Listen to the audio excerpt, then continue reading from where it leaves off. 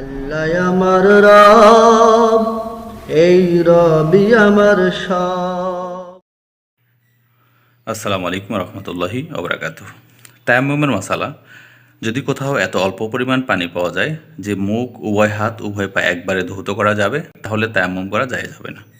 মাসালা, উজু বা গোসল করার দ্বারা যদি রোগ বৃদ্ধির কিংবা রোগ আরোগ্যে বিলম্ব হওয়ার আশঙ্কা থাকে, তাহলে তায়াম্মুম করা জায়েজ হবে।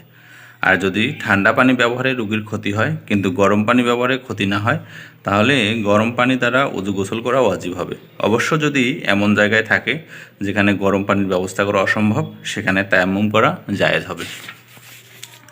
মাসালা, পুরুষের সামনে যেতে লজ্জা করে কিংবা পর্দা রক্ষার খাতিরে নিকটে পানি রেখে তায়াম্মুম করা স্ত্রীলোকের জন্য জায়েজ হবে না, বরং হাত মুখ ঢেকে সেখান থেকে পানি এনে তাদের দৃষ্টির আড়ালে গিয়ে উজু করবে। মনে রাখবে, যেখানে পর্দা করা দ্বারা শরীয়তের বিধান লঙ্ঘিত হয় সেখানে পর্দা করা হারাম। যতদিন পর্যন্ত পানি ব্যবহারে সক্ষম না হবে ততদিন পর্যন্ত নির্দ্বিধায় তায়াম্মুম করতে হবে।